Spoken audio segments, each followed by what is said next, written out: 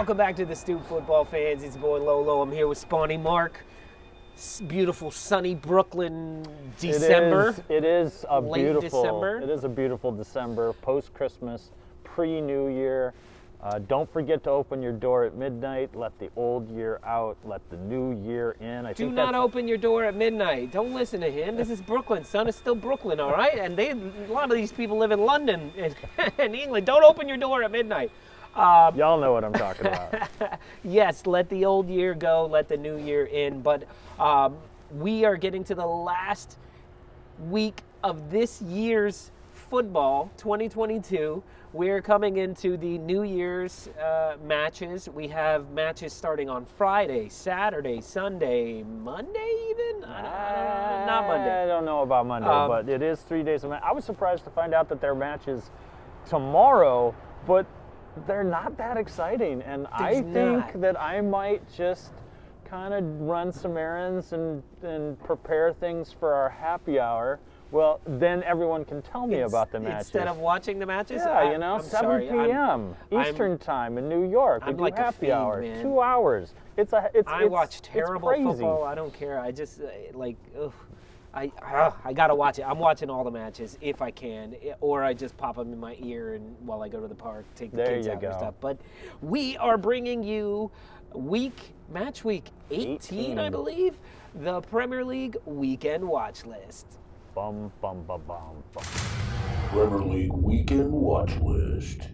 All right, Mark, we've taken a look at all 10 of the matches that are coming up this weekend, and I think we're pretty much in agreement that there's really 3 that stand out in my mind a lot. The third one is a bit debatable. I guess all of them are a bit debatable, but let's start with the first one that I think most people are going to have their eyes on. And that's top of the table, baby. When you're at the top, everybody's watching you. But Arsenal are up against Brighton. They're down against Brighton. They're going down south to the coast with the cold, wet weather and all those seagulls and with the Chip Stealers. The Chip Stealers. I'm playing the Chip Stealers in the Amex, the worst name of any stadium. Well, the American stadiums are pretty bad too. They are they're all corporate. The Bitcoin Arena. And one of them's about to be the Pornhub or something. Something like that. I'm not really sure what it is. OnlyFans Stadium. It's like in America we commercialize everything, and even just like the halftime is brought to you by whatever in Premier League. The Visa halftime show. You know. But it's literally not only our arenas, but our college bowl games. It's like the Cotton Bowl, sponsored by the Alabama Technical Institute of Blind Nuns. No, they're even worse than that, where it's not sponsored by, it's welcome to the Alabama West Coast Individual Stop and Shop Tostitos Cotton Bowl, and you're like, what is this bowl? Anyway, let's get back. I don't know and how don't we diss got the there. Amex, because the Emirates is the Emirates, and it just sounds fancier, but it's just anything, a corporate. But it's just, I think it's the worst name for a stadium. No, you got the ManU, that's a good name. You know, who is that? I don't know. We don't know what it means. Is it an energy drink? I think so. It sits. Let's talk football, Mark. We're 5 minutes into the show. We've said nothing. Arsenal going up against Brighton. Brighton is no slouch. They just beat the crap out of Southampton 1-0, and the nil was mighty Southampton. Not it was did I say 1-0? 3-1. And the one was a penalty, even though the penalty was saved. It was one of those kickbacks. So Brighton is putting in some shifts, and their manager De Zerbi is very deserving. Bobby deserving. He went into, Graham Potter left and took most of his staff with him, and every year their players get sold off. We took Ben White from them, and he's doing a good job. They've got some players on that team. It's taken some time. And Deuce McAllister isn't even back yet. I think he's going to be back for you guys. I don't know. I don't know either, think but so. but no, you know, because he wants Bobby to play for Arsenal. Bobby so he doesn't wanna hurt Bobby us. Deservey has done well. You know, he got his first win against Southampton. He's been. That was his first one? It was his first win. Yeah. I thought they'd been winning. I don't think they've they've I been think they drawing. drew a couple of matches. They lost like their first two. I think this was match 5. They drew against Chelsea too. No, where Yeah. they beat Chelsea. No. I don't remember. I That don't. was a World Cup ago. Feels like But ages ago. he's got them. They were playing pretty damn cohesive against Southampton. A couple of really great goals. Solly March. Solly March, man. probably my favorite name in football.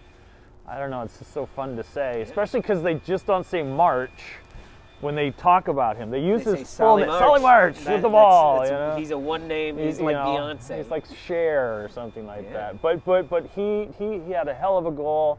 He's coming along. Look at all of them. Trossard, you know, Gross. They have. They're a talent. They're a talented team that will be ripe for the picking in January. Ooh.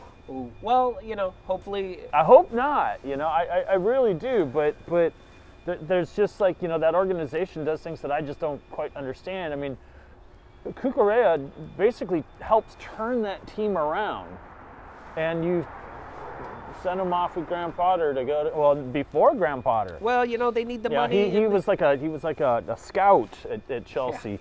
Well, Brighton are one of these teams where, you know, very much like Southampton was for a long time, and now I feel like they're on the decline, but where they will get a talent who's only $1 million, $2 million, or free, and they train them and get them up to speed, and they get them playing really good football, and then they sell them for a ton of money.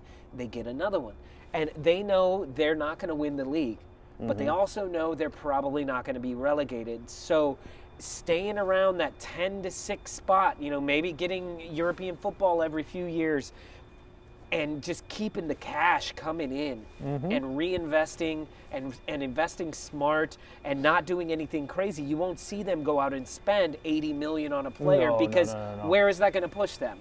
Right. Up 2 spots maybe? And that's not really so. But what that does is it makes them a team that you have to worry about every time you play them. No matter what team you are, you can't walk in thinking you're just going to walk over Brighton. Yeah. And Arsenal needs to be careful with that. No, I mean, you know, a lot of teams can say this. Arsenal definitely says it. You say it. But Brighton is definitely a team, no matter what, they're playing for the badge. Yeah. They play for their fans. They play put for out, them Seagulls. They put out a good product. If we're looking at, you know, watching football as a product, they put out a good product. They stand by it, and they are a team that you're like, shit, we got to play Brighton. We don't know. You know, I think maybe that's just it. Maybe Brighton is such an X factor and has been such an X factor for the last, at least the entire time that I've been watching Premier League, to where I would agree with you on this one if you were to say, I'm a little worried that points might be dropped. Yeah, absolutely. Now, just as much as I say Arsenal's going to win the league, when I said that before the season even started, we're not going to lose any matches, we're the best team in the world, blah, blah, blah. I'm also like a realist where I saw West Ham as not being a pushover, not being just this, simple go out and win. It's a Premier League team. These are all Premier League teams with Premier League players, Premier League managers. Every match is difficult. Every match can be tricky. And you've seen that with City. Who do they lose? They don't generally, they're not losing to the big clubs. They're losing these weird matches. Yes, they lost to Liverpool, but Liverpool were terrible at the time, so that was kind of a weird one. Right. But they lose to the likes of Crystal Palace. Who did we draw with? Southampton, who's fucking terrible. We lost to Man United when they were terrible.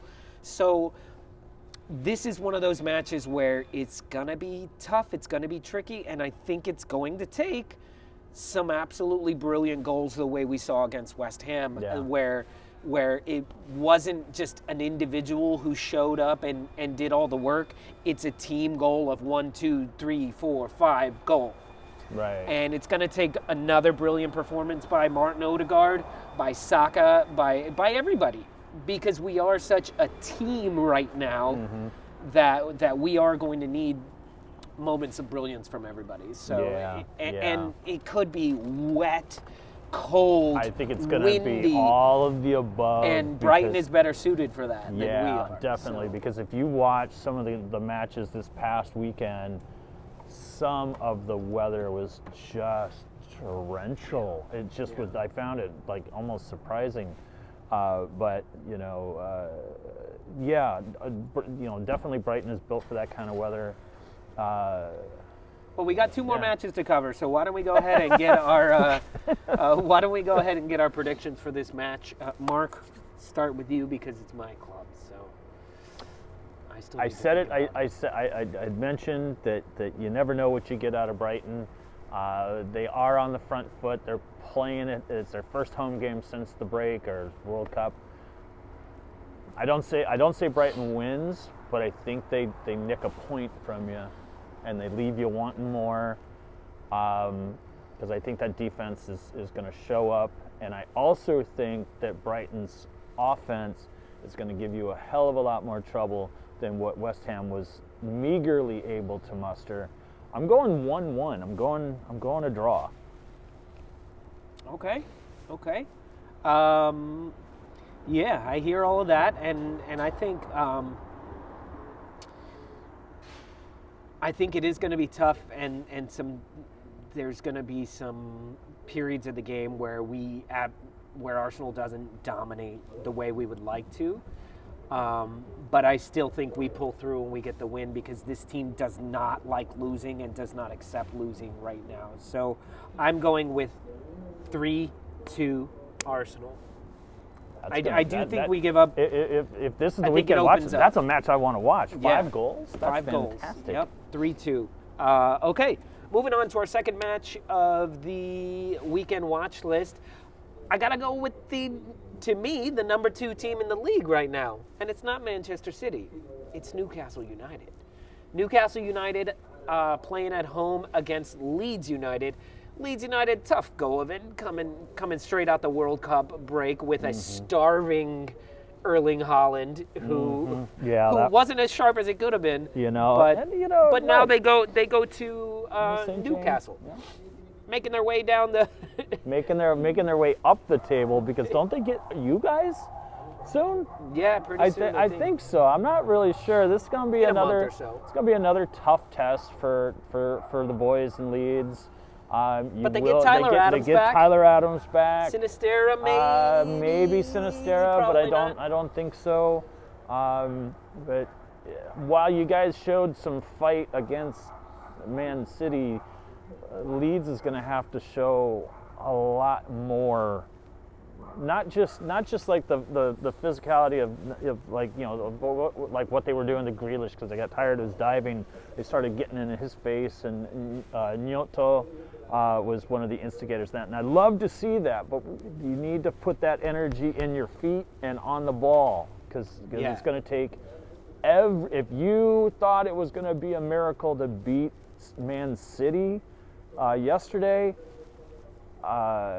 it's going to be an even tougher task, because Newcastle is in such great form, and they come at you in so many different directions, and they play really great defense. Yeah, and something that always gives Leeds United a chance is their pace and their energy.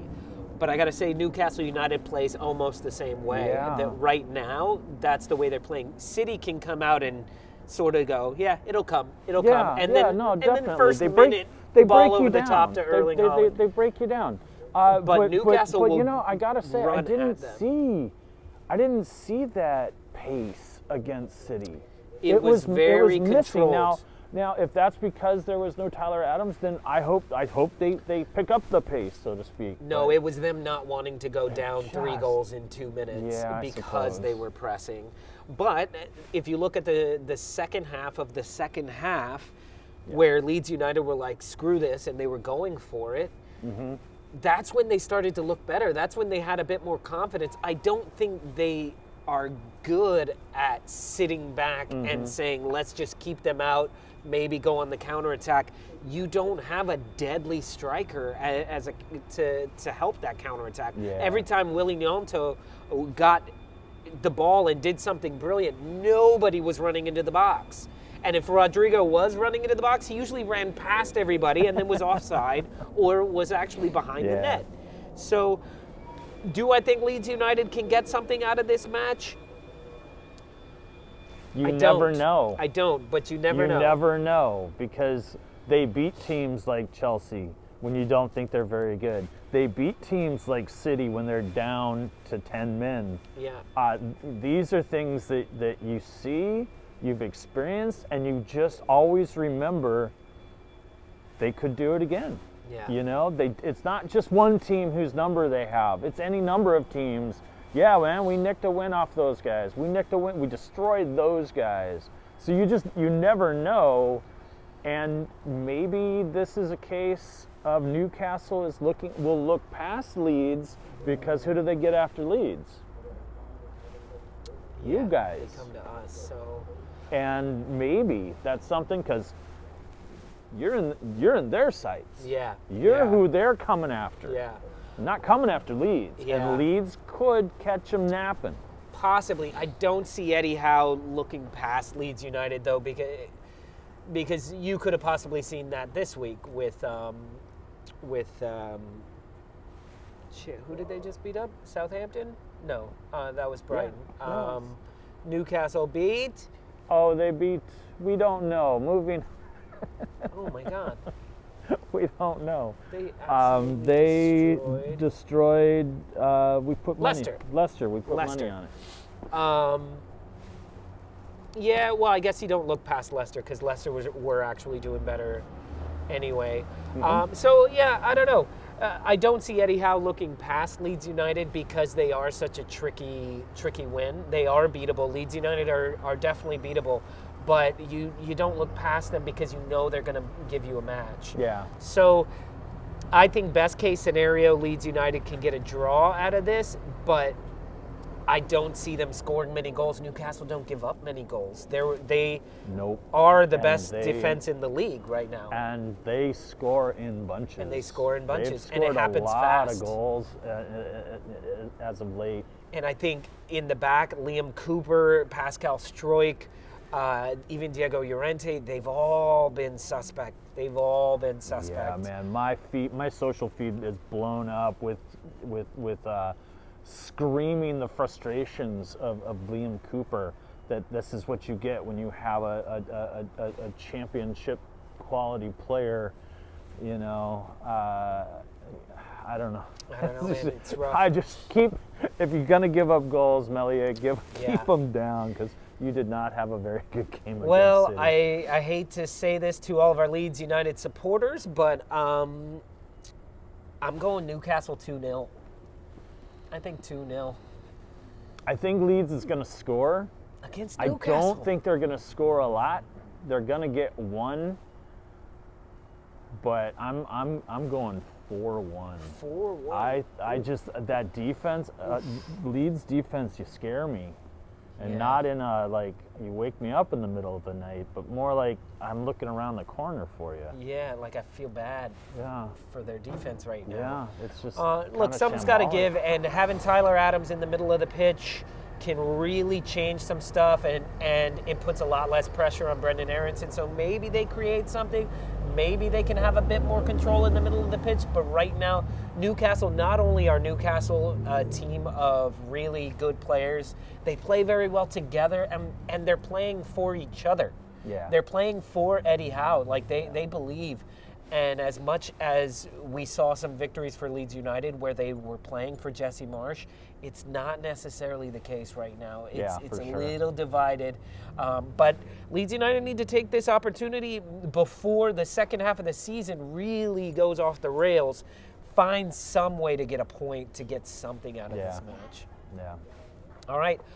Third match of the weekend watch list. This one was a bit more debatable, but I have to say, I'm still very interested to see what your club is up to, Mark. And we're going with Wolves, also. Manchester United at the Molyneux? At the Molyneux. At the Molyneux.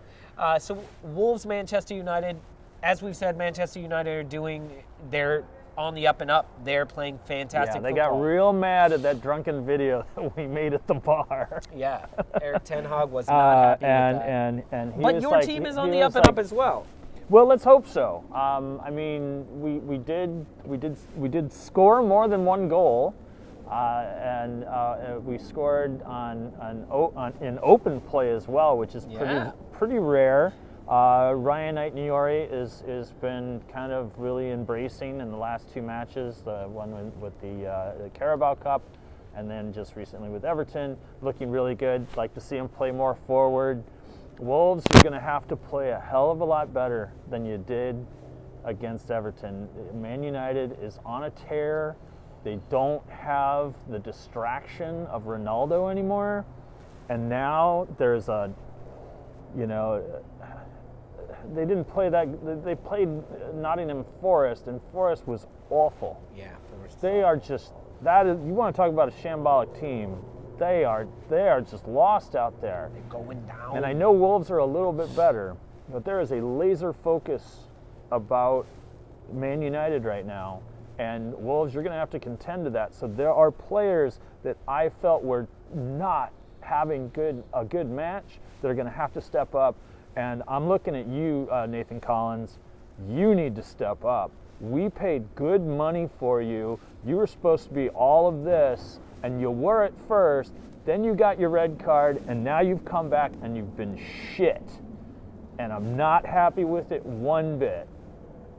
So, team as a whole, you're going to have to play better. Now, that being said, there's been some players that haven't started. Nunez hasn't been starting in the midfield. I think it's time to put him back as a starter. And we watched that team get a little more focused, as I was saying about Man United. Wolves get a little more focused, a little more crispness in the passes. The crosses get a little longer, more precise. Yeah, I think you're absolutely right about that. You need to be looking up front. If I'm Wolves, I'm going, okay, look, we're going to give up a goal. We're probably going to give up 2 goals. So how do we score 3 goals? And that, to me, is Neves, Nunez, Moutinho, who's your up front? What's his name? Diego Costa. Get in there, get dirty, make it a rough, physical match, and keep Manchester United from having free reign to move forward. Keep Christian Eriksen off the ball. Keep Bruno Fernandes off the ball. Keep them back defending and forcing them. Now, that always leads to Marcus Rashford flying down and all by himself. He is the one that's But then rely on Sa to have a game. On a one-on-one, Sa's not the worst keeper in the world to have, to bet on. We have a solid squad. We have talent. I think you guys can get something from this, and I think it's going to be a very interesting match. However, it could also be over in the first half if your attack doesn't work and you give up 3 goals or something like that. I don't know if we're going to give up that many, but it's going to be a very tough task. The crowd, I hope that crowd is rocking to give J-Lo that nice little homecoming. It's his first first Premier League home game. There's that as well. And it's against United. Everybody loves beating United. So absolutely. Let's hope that we can do it. I think one of the things that will come into play is and I think something that Lopetegui does really well is he's very mindful, and like his substitutions have purpose. Like you see a change with the substitutions, and you almost see a different style of play happening. And I know that in a lot of cases that has to do with the personnel that you're bringing in, but the team has in the last 2 matches I've watched has become a little more attack oriented with those substitutions, and they're very, very tactical, something that I didn't really see, that wasn't very evident with Bruno Lage, and a little more so than what I remember with Nuno Santo. Yeah. All right, so let me give you my prediction, and then we'll hear what you have to say. And Mark, I'm gonna do it. What's he Say gonna the do? Same score as Everton, 2-1 Wolves. That would be very special. I need somebody to slow down Manchester United. I think that would be very, very special because we need these points. We need these points. Unfortunately, we're still trying to figure things out. I don't think we have the personnel yet to play a team well as, a team that is in such great form as Man United. I'm looking forward to this new striker that we got. Hopefully he lasts more than 26 minutes. Doesn't bode well for you. No, it does not. Does not. Well, look, United could be looking past y'all too. Maybe, but Not I quite don't think so. I think this is a game. I'm not saying they circled it on their calendar, but this is a team that's going to be fighting tooth and nail for every point. I just don't see us getting it at right now. I'm actually going to flip the script, and I'm going 1-2 on that. With Ryan Aitniori scoring. He's going to score that goal. 3-3. He's going to get his third goal in 3 games. J-Lo, play him. Right. He's deserving. Play him up front. He's quick.